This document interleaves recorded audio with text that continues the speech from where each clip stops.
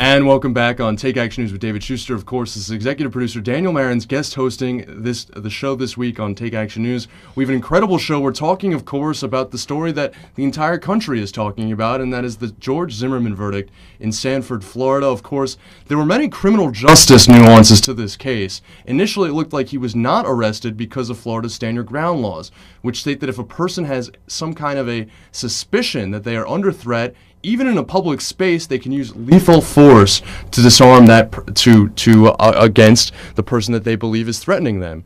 And of course, in the end, that was not exactly what George Zimmerman pleaded. But Nicole Flateau, the deputy editor of Think Progress, has pointed out.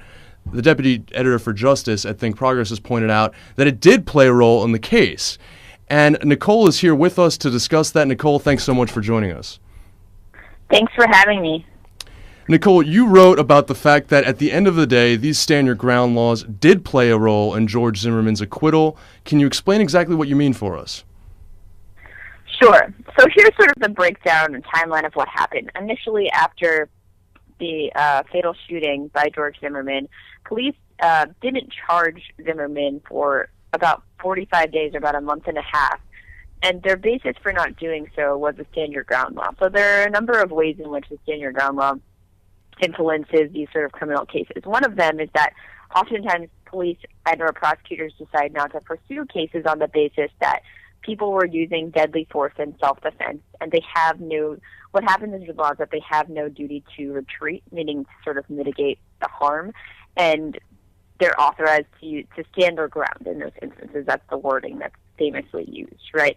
So that's how the case started, and obviously a lot of outrage ensued at that point. We may all remember that there was a lot of anger toward ALEC, the organization that had drafted these laws in a number of states and that have since passed these laws. And after that, the attention on that faded because, as you point out, George Zimmerman had opted in the trial not to raise the defense specifically. If he had raised the defense specifically, it might have gone even more differently than it did, in the sense that you're actually entitled to a separate stand your ground hearing before a judge.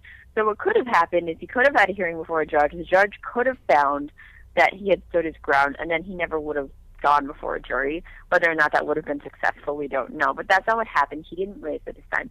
And so people thought that the stand your ground law was no longer an issue. But what happened was the stand your ground law ended up being integral in the jury instructions that were presented to the jury, and also that the judge had read aloud from the bench. And that was the guidance that they took with them in making their decision. And so the only reference to self-defense in the entire jury instructions was basically the language from stand your ground law about having no duty to retreat, being allowed to use deadly force, and having the right to stand your ground. And that's sort of how it came to be integral in the case at the end. Another thing that's interesting is that after these jury instructions became public, the juror who anonymously was on an interview with Anderson Cooper had indicated there also that the stand your ground law was integral to their decision not to file any charges. Now, several other jurors have issued a statement sort of generally, and this juror said quite a number of things during the course of this interview that they don't endorse the statements of this one juror. So we don't know to what extent the stand your ground law was completely central to the jurors' deliberations, but it's very interesting to note that this juror knew that the stand your ground law was at issue, even though the words stand your ground law were never actually presented to the juries. But they read in the jury instructions the word stand your ground, and they knew what that meant. And I think that was clear from this one juror's statement.